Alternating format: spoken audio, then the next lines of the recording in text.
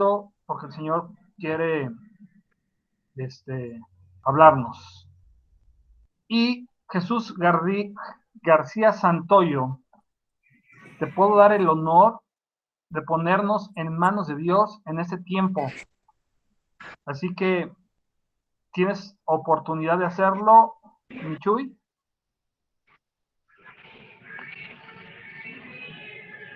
Obviamente tienes musiquita, ¿verdad? Si no, le digo a Abigail o a María Dávila. Pero si puedes, Chuy, ponnos a través de una oración en manos de Dios.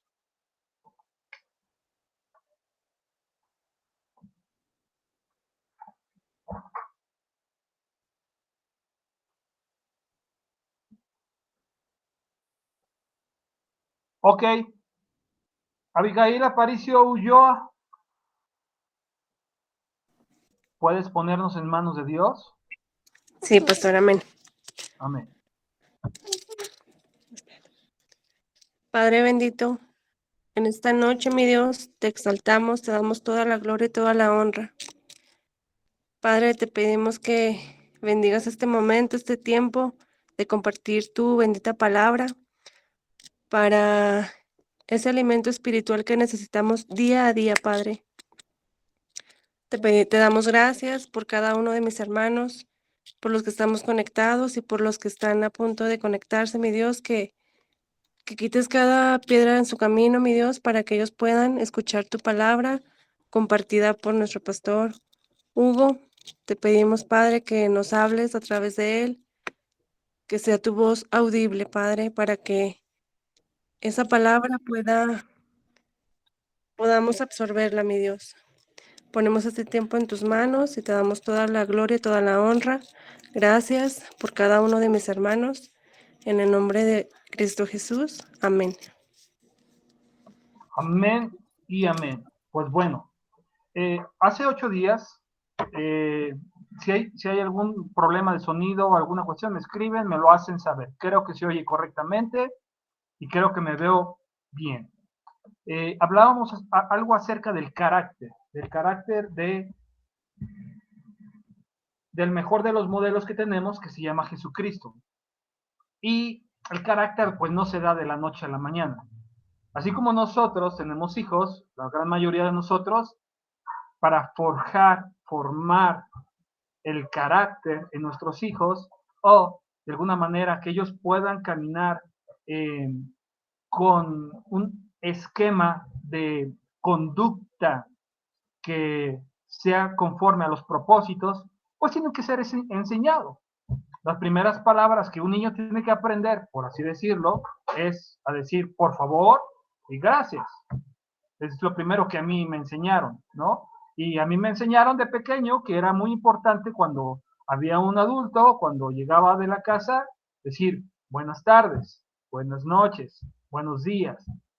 Pero eso yo lo aprendí a través de la enseñanza, puedo llamarle el discipulado, que me dieron especialmente mi madre, ¿no? De aprender cómo conducirme ante las personas y la gente lo decía, al menos de mí y de mi hermano, en nuestra niñez, hay que niños tan educados, hay que niños tan bien portados. Teníamos eso antes de los 10. Después de los 10 ya, bueno, agarramos otro rumbito. Pero bueno, ahora exactamente pasa lo mismo cuando nosotros venimos al Señor. Esto ya lo sabemos. Lo que sucede es que tenemos este nuevo nacimiento en el Espíritu.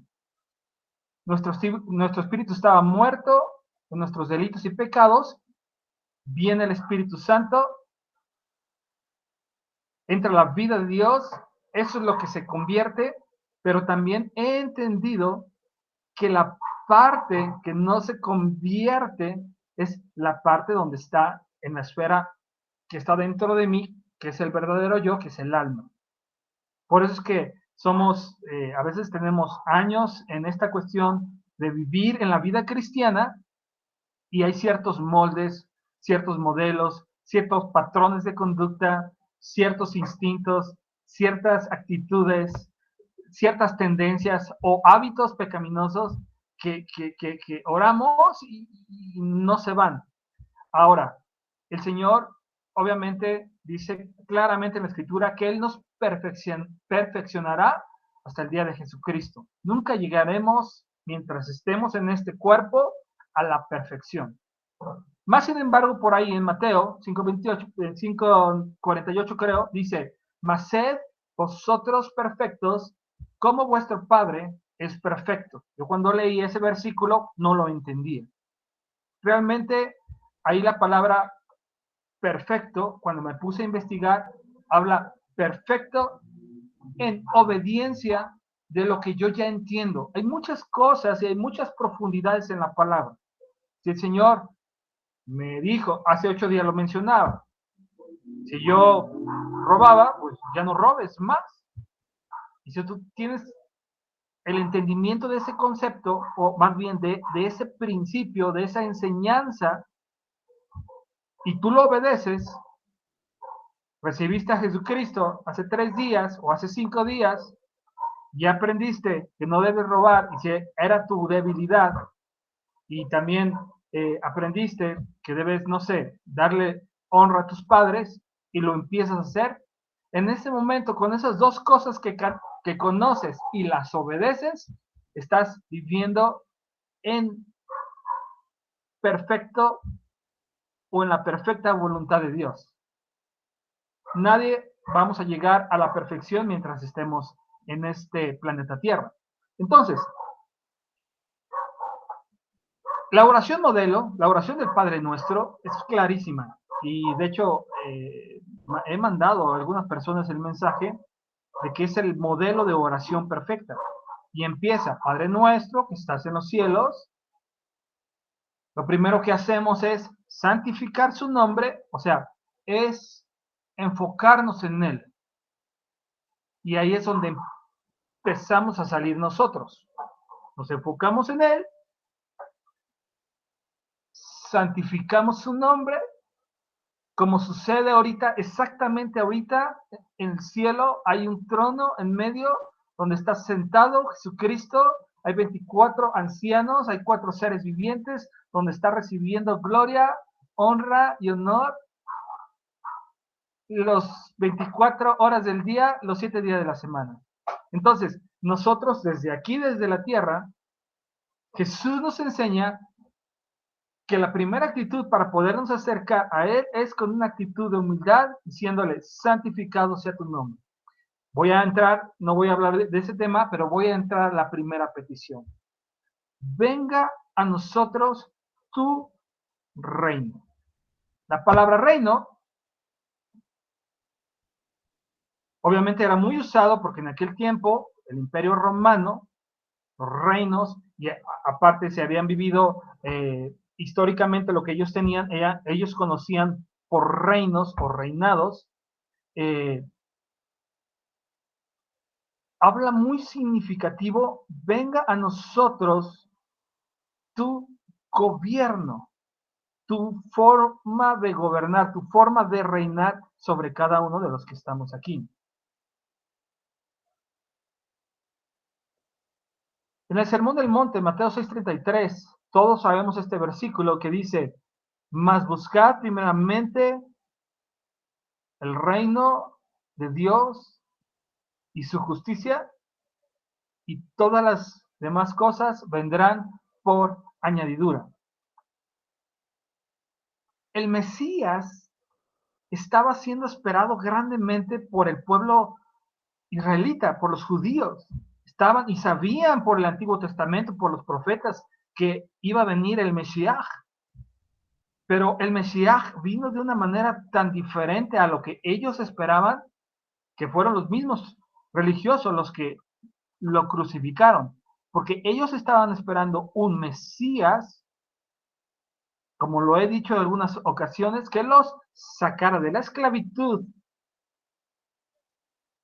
del gobierno romano y también que subiera la economía del país.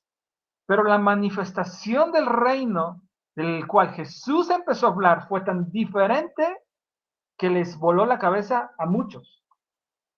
Él empieza a hablar de amor, empieza a hablar, bendice a los que te maldicen. Él empieza a hablar en el Sermón del Monte y empieza a decir, si tu enemigo te pide de comer, dale de comer. Cuanto antes era ojo por ojo, diente por diente. Entonces viene y rompe un esquema de pensamiento, porque ya el padre ya estaba, la escritura lo dice, de alguna manera harto de la grosura de los carneros y de los sacrificios, pero con un corazón incorrecto. Por eso Jesús se tuvo que despojar de su gloria, venir a la tierra y hablarnos de cómo nosotros podíamos vivir en este planeta Tierra y a la vez salvar a nosotros que somos gentiles, que no somos del pueblo de Dios, entrar e introducirnos en la tierra prometida o básicamente en su presencia. Entonces, la pregunta es, ¿qué tan importante es para Jesús el reino de Dios? No sé si alguna vez se lo han preguntado, pero ¿qué tan importante es para Cristo el reino de Dios? Les contesto esto. Toda la vida, la predicación, los milagros, las manifestaciones, sus predicaciones, la demostración de sus milagros, sanidad, restauración, levantamiento de muertos, echar fuera demonios, toda su vida en sí estaba enfocado en el reino de Dios. De hecho, fue tan significativo que lo último que Jesús hizo antes de ascender a los cielos fue enseñarles a sus discípulos sobre el reino de Dios. La pregunta es, ¿qué es el reino de Dios? La primera pregunta es, ¿cuán importante es? Bueno, toda la vida y todo lo que hizo, toda esta autoridad que él tenía, era una manifestación del reino de Dios. ¿Pero qué es el reino de Dios? Leemos en la escritura, el reino de Dios no es comida ni bebida, sino justicia, paz y gozo en el espíritu. Hay otro texto que dice, el reino de Dios es poder. El reino es poder de Dios para la destrucción, incluso de toda fortaleza y toda situación que existe en el ámbito espiritual. Pero me voy a ir un poquito más allá. El reino de Dios iba más allá de lo que los judíos hace 2000 años esperaban. El reino de Dios, que el Señor me ayude a explicarlo, es una conciencia, es un estado, y no político, no es un estado político, es un estado en el cual en algún lugar o en una persona se manifiesta el gobierno de Dios. En otras palabras, el reino de Dios.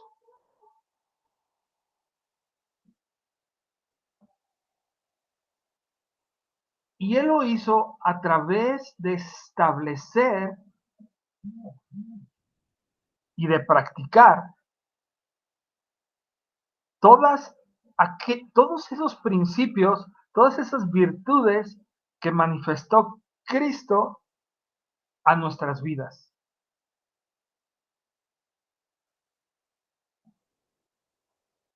Las características del reino de Dios es que, para empezar, no es de este mundo. El reino de Dios es celestial. Juan 16:36 lo dice. Cuando Cristo vino aquí a la tierra, Él de alguna manera lo inició o lo inauguró o fue el portavoz y a la vez el modelo para establecer ese reino. Y le dejó una gran tarea a su cuerpo, que es la iglesia, que es esparcirlo. Cuando Cristo vino hace 2000 años, puso el anillo de compromiso al morir en la cruz y dar su vida por cada uno de nosotros. Pero las bodas todavía no suceden. Eso ya lo hablaré en otro tema. Las bodas están por venir. Hizo un anillo de compromiso, puso el anillo de compromiso sobre su iglesia y están unas bodas por venir. Yo ruego al Señor poder estar en esas bodas. De tal manera que el reino de Dios, la única forma de manifestarse y de establecerse aquí en la tierra es a través de sus discípulos. Por eso cuando Él estuvo los 40 días aquí, después de que murió y resucitó, después de eso, el Señor Jesús lo que más hablaba era acerca de las cosas del reino de Dios. Entonces, se manifiesta. ¿Cómo se manifiesta? ¿Cuál es la característica del reino? Que la única manera de establecer el reino de Dios aquí en la tierra, hágase tu voluntad como en los cielos, aquí en la tierra, Él determinó que la iglesia fuera la encargada de esparcir su reino. Mateo 28, del 18 hasta el 20. Y después dice, vayan y hagan discípulos. Entonces, todos los principios del reino o del gobierno del reino de Dios están plasmados en la palabra. Y cuando empezamos a conocer los modelos, el diseño y lo que habla y enseña la escritura, empieza a cambiar nuestra forma de pensar, la mentalidad. Por eso muchos dicen que cuando entras con los hermanos o cuentas, lo que hacen es que te lavan el cerebro. Y en parte, si algo necesitamos los seres humanos, es que nos laven con jabón y con cloro, a veces no tan solo el cerebro, sino todo nuestro ser. Y eso lo hace la sangre de Cristo, nos limpia. Entonces, lo primero que quiero como hablar o establecer es que aquel que no está dispuesto a tener la mentalidad del reino, quitar esta mentalidad de escasez, esta mentalidad de pobreza, una mentalidad en la cual nos ha mantenido atado quizás mucho tiempo.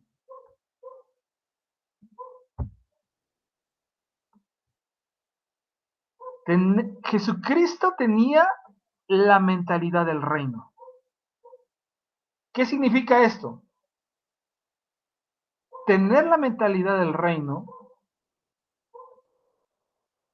es que tu mente y todo lo que haces, tu mente y todo lo que haces, las decisiones que tomas, las cosas que hablas, las cosas que haces, giran en torno al beneficio de su reino, no de mi pequeño reinito. En el Evangelio de Juan, capítulo 5, versículo 30, Jesús dice, es que yo no puedo hacer nada por mí mismo o por iniciativa propia. O sea, en verdad les digo que el Hijo de Dios no puede hacer nada por cuenta suya, sino lo que ve hacer al Padre, eso también lo hace el Hijo del Hombre, de igual manera. Jesús nuestro modelo, vivía para la gloria de Dios. La mente de Cristo, y oído con esto, la mente de Jesucristo funcionaba de una manera muy particular y muy esencial.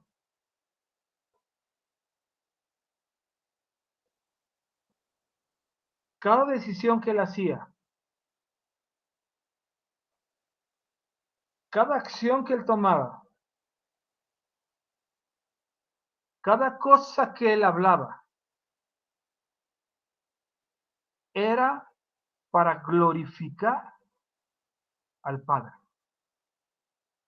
Si tú quieres saber cuál es la mente, cómo operaba la mente de Cristo, es que todo lo que él pensaba, hablaba y hacía, lo hacía con una sola finalidad.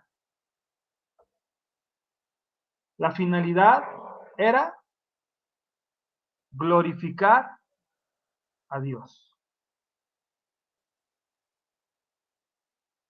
Es importante decir este dato, o importante decir cómo pensaba Jesucristo para que nosotros podamos entender qué es ser un discípulo con el carácter de Cristo. Si hay cosas que nosotros hacemos y de alguna forma no glorifican su nombre, pues no estamos en la misma sintonía, no estamos en la misma frecuencia en la cual caminaba nuestro modelo, que es Jesucristo. Vuelvo y repito, la mente de Cristo funcionaba de una manera muy particular y muy medular. Todo cuanto pensaba, todo cuanto hablaba y todo cuanto hacía era para glorificar a Dios. ¿Por qué creen que la frase de nuestro pastor Dávila es gloria a Dios? Porque esa es la mente de Cristo. Esa es la mentalidad que Cristo tenía.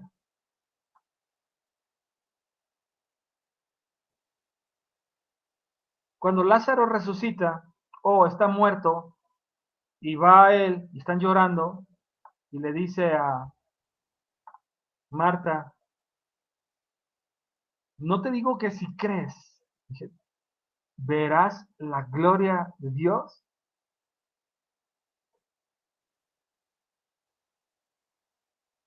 Y en ese momento, cuando dice, mueva la piedra, él hace un acto impresionante de 3 días de muerto y resucita a Lázaro. Entonces,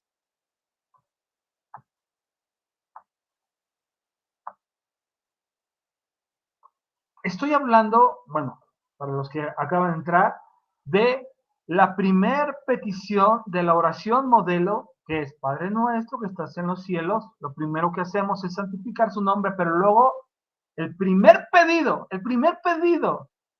la primera petición no es, Señor, mira, ayúdame en mi trabajo, mira, Señor, sana a mi hijo, o mira, Señor, dame un trabajo, suple aquella necesidad. No, ese no es, según la oración modelo, el primer pedido que Jesús, cuando los discípulos le pidieron, enséñanos a orar, es, venga a mi vida tu gobierno, tu reino.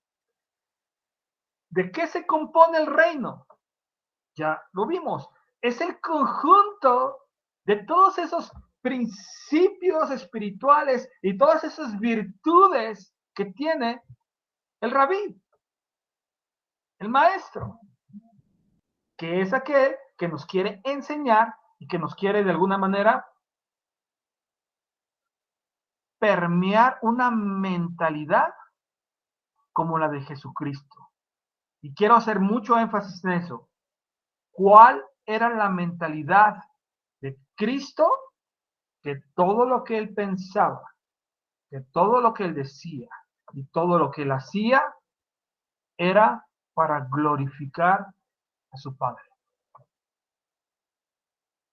Te lo resumo con eso. Si hay cosas que digo, que pienso, que hago y no glorifican al Padre, entonces tengo que empezar a pedirle al Señor que venga a mi vida su reino. Que venga a mi vida su reino. Porque hay muchas cosas que pensamos, hay muchas cosas que decimos, hay muchas cosas que hacemos y ni siquiera le consultamos a Él. De tal manera que, ¿por qué estoy hablando de eso? Hay un salmo maravilloso que les quiero compartir. Para mí es uno de los salmos básicos dentro de lo que se está haciendo y es el Salmo 1. El Salmo 1 habla de los justos y de los pecadores y voy a leer del versículo 3 en adelante. Dice, tú serás, es una promesa, como árbol plantado junto a corrientes de aguas, que da su fruto en su tiempo y su hoja no cae. Y todo lo que hagas prosperará. Versículo 1 y 2 está hablando bendecido, doblemente bendecido, bienaventurado, el que no anduvo en el consejo de malos, ni estuvo en camino de pecadores, ni en silla de gente que causa escarnio, habla de los demás, se ha sentado, sino que en la ley del Señor está su delicia y en su ley medita de día y de noche. Volvemos otra vez.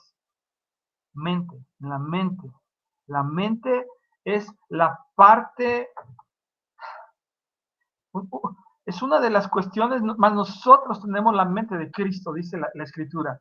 El Señor quiere empezar a quitar todos los sesgos de mentalidad que tengan que ver con el mundo y sus modismos, con cuestiones que tienen que ver de nuestras emociones que son contrarias a lo que Dios es bueno, como, no sé, temor, como inseguridad, como culpa, como hay muchas cuestiones que nos roban esta identidad de quienes somos. Lo primero que es eso. Y como estoy hablando de el conjunto de principios, les voy a hablar del principio más, creo yo, más doloroso del que les habla, pero a la vez el más poderoso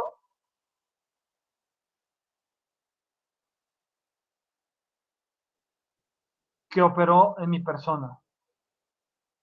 Y es un principio del cual el pastor José, desde hace varios años, viene pum, pum, pum, impregnándolo, impregnándolo, impregnándolo en mi vida.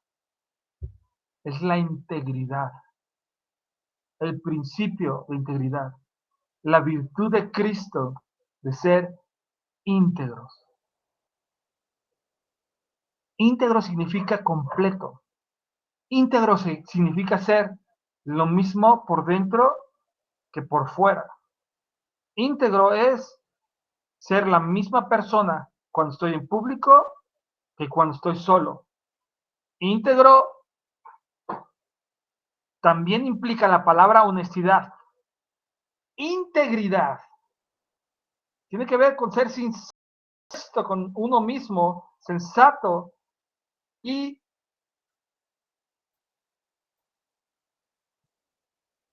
la integridad es algo que he venido de alguna forma trabajando, es como una apertura, yo le empecé a abrir mi corazón, es una decisión que yo hago, donde el espíritu humano con E minúscula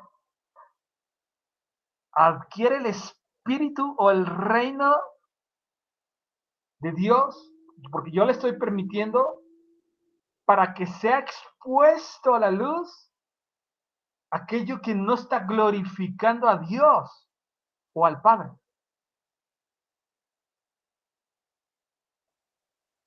Vuelvo y hago el análisis. Estoy hablando de la oración modelo. Lo primero que hay que hacer es santificar al Padre. Lo segundo y la primer petición que se hace, que Jesús nos enseña a nosotros es, venga a mi vida tu orden, venga a mi vida tu gobierno, porque yo necesito vivir ese gobierno, porque mi vida, en lugar de vivir en integridad, lo contrario de integridad es corrupto. Una vida de corrupción es lo que comúnmente vive la gente que vive sin Dios, vive conforme a los deseos engañosos de este mundo, tan corruptos.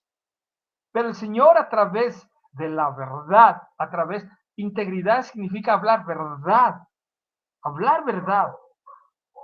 De hecho, en el Sermón del Monte se va a las intenciones del corazón. Integridad o el principio de integridad se va hacia tus intenciones. ¿Cuáles son realmente mis intenciones al estar hablando hoy aquí en esta tarde? ¿Cuál es realmente mi corazón? ¿Qué es lo que hay en lo más profundo de mi ser y de mi corazón? Realmente, algunas cosas que yo hablo de algunas personas glorifican a mi Padre. Realmente le doy cabida a mi mente algunos pensamientos, o no algunos, los pensamientos que tengo glorifican a mi Padre. O las acciones, hay algunas acciones que yo hago, glorifican a mi Padre. Vuelvo al punto medular.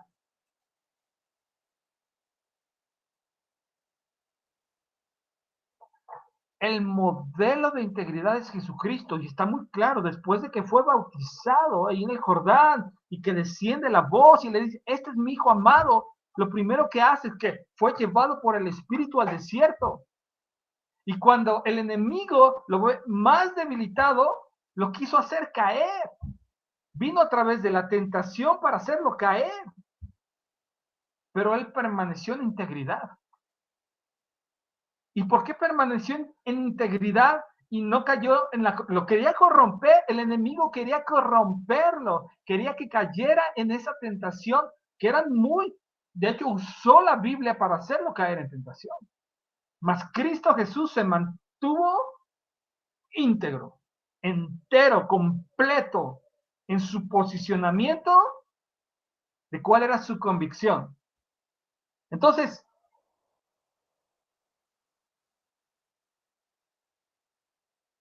el enemigo lo que quería destruir en Cristo, en Jesús,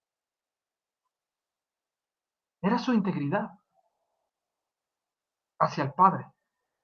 El que estuviera completo de una sola pieza en su corazón hacia el Padre.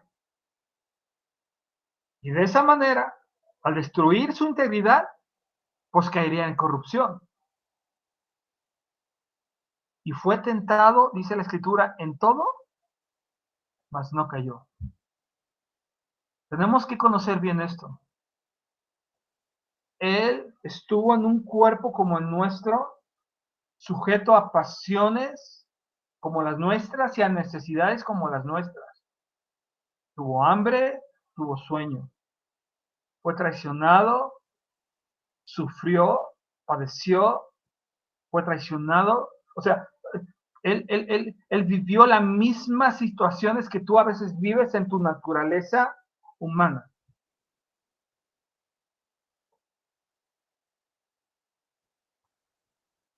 Y Cristo es el modelo de integridad. Vuelvo y lo enseño. Por ahí está un salmo, ahorita que estaba acabo de leer el Salmo 1. El Salmo 1 dice, y hay una promesa, serás como árbol plantado junto a corrientes de agua, dará su fruto en su tiempo, y su hoja no cae, y todo lo que hace prosperará. Pero ¿quiénes? Aquí dice quiénes. Aquí, aquellos que no se dejaron corromper. Versículo 1 y 2 habla algunas características de un hombre que vive en integridad. Y no te preocupes, al parecer, y vuelvo y lo menciono, pareciese que como que los malos o los que viven en corrupción son los que les va muy bien. Pero ya vimos esa temática. Una cosa es que aparentemente estén bendecidos, pero realmente no están bajo la aprobación de Dios. En el Salmo 15, 2 al 5, vuelvo y menciono otra cuestión acerca de la integridad. Dice la Escritura,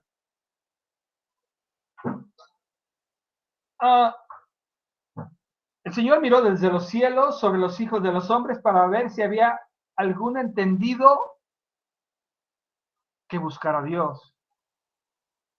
Versículo 3 del Salmo 14. Todos se desviaron, aún se han corrompido. No hay quien haga lo bueno, no hay ni siquiera uno. Preguntan aquí, versículo 4. ¿No tienen discernimiento todos los que hacen iniquidad?